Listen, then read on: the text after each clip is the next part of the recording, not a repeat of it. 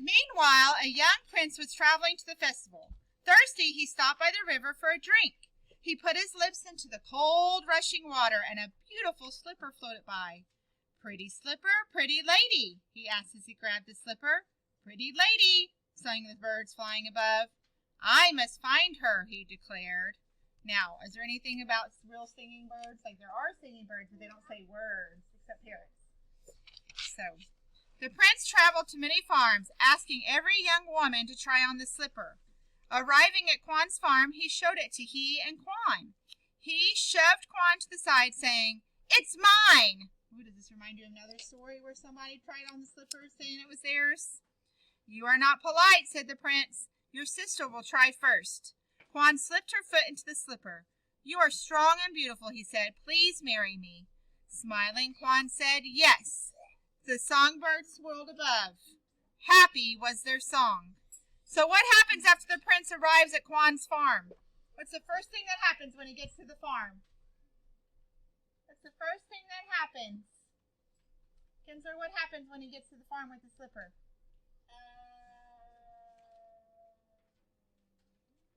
What happens, Gracie?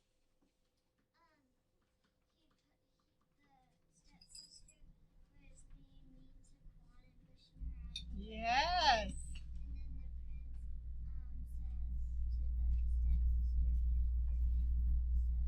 Right. He did. He said, "You're not polite. Your sister will try first." So he didn't get to try it on. All right. What do the birds tell you about Quan's life? How her life will change? What do the birds say at the very, very end, Chase?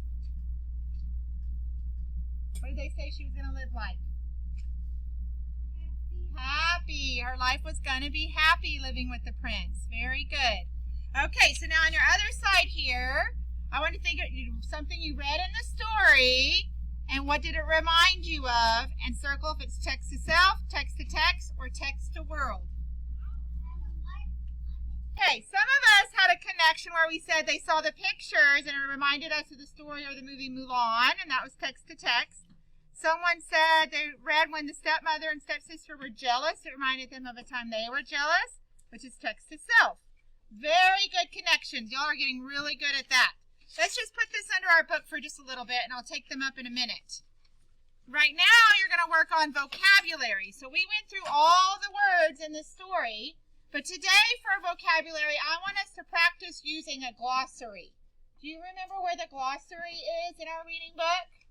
Where's the glossary, Cooper?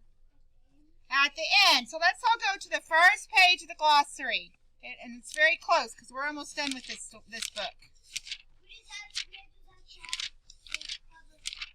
Oh, I've already missed the first page. I just skipped. Excuse me.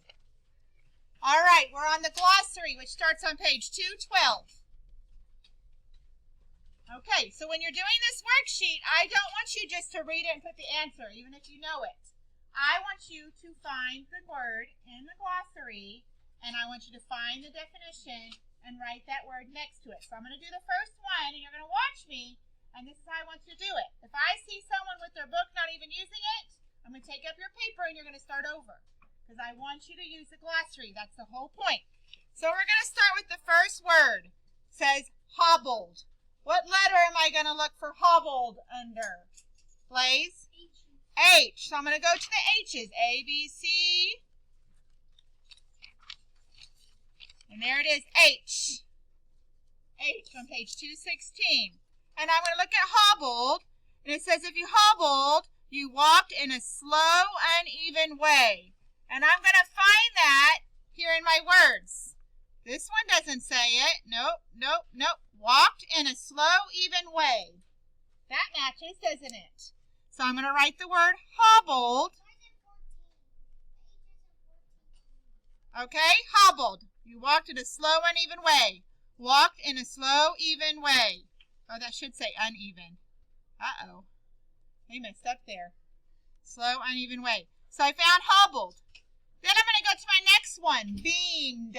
Beamed. What letter do I go to find beamed? Chase? B. So I'm going to go back because that's one of my first letters in the alphabet. It is the second one, but it's one of the first. Then I find find beamed, and it says someone who beamed gave a big smile. So I'm going to find the one that says something about a big smile, and I'm going to write beamed on it. And then I'm going to go to the next one. And I'm going to find every one of them in my glossary. We're not going to just choose which one without looking at it. I want you to find every word in the glossary, even if you know the answer. Okay, so I'm going to hand these out, and I'll pick up your connection.